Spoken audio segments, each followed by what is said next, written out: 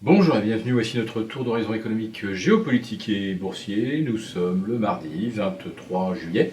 Et pour comprendre comment tourne la planète finance, c'est sur la bourse au quotidien et nulle part ailleurs. Et l'épisode du jour s'intitulera Un air de déjà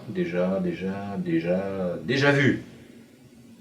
Oui, la hausse de Wall Street lundi soir, eh bien, on l'a expliqué par la rumeur d'une prochaine rencontre entre les émissaires commerciaux américains, c'est-à-dire Steven Mnuchin, Robert Lighthizer, et leur homologue chinois, M.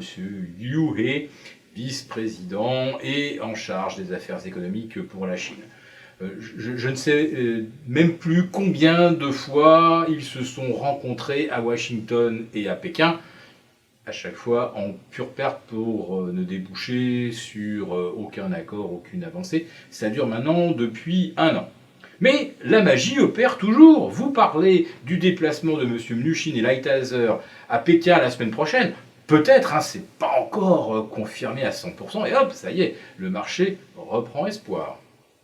Et puis, ce matin, les banques centrales, voilà, elles sont également dans le collimateur.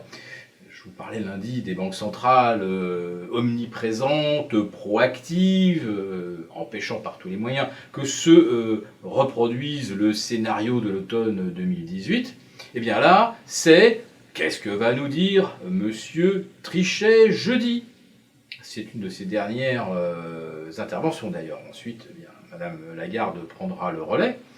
Eh bien, ça y est, on suppute, on imagine, on extrapole, exercice que l'on a déjà vu je ne sais combien de fois.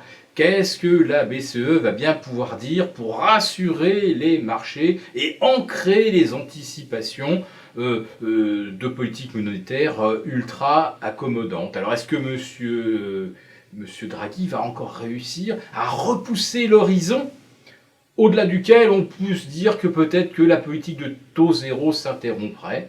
Est-ce qu'il va réussir à repousser ça jusqu'à mi-2020? Auquel cas, Madame Lagarde va pouvoir très tranquillement prendre ses marques à la BCE. Elle sait déjà que jusqu'à l'été 2020, les marchés n'attendent rien.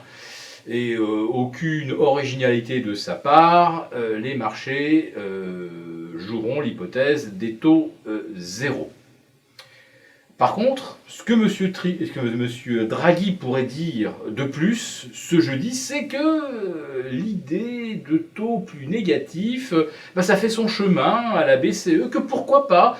La première fois, on avait refusé l'obstacle, on se disait c'est quand même un peu bizarre des taux négatifs, et puis on va peut-être essayer de voir si on mettait par exemple les taux de prise en pension à moins 0,50 au lieu de moins 0,40. Est-ce que ça va pas donner un petit stimulus? Essayons, hein, il faut tout essayer.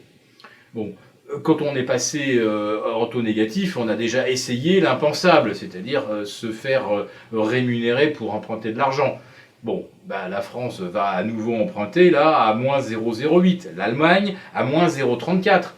Lundi soir, on a retrouvé les taux, c'est du déjà vu, c'est vrai, à moins 0,34, moins 0,34,5 sur le Bund, on est revenu exactement sur les planchers historiques en termes de rendement.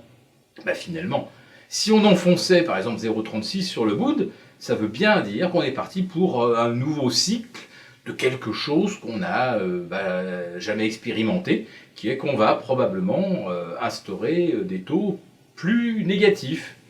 Donc ça, pour les marchés, ça sera peut-être l'occasion de sortir de la fourchette de consolidation amorcée le 1er juillet dernier. Quand je vous parle de déjà vu, ça fait maintenant 17 séances qu'on a déjà vu le CAC 40 entre 5552 et 5620.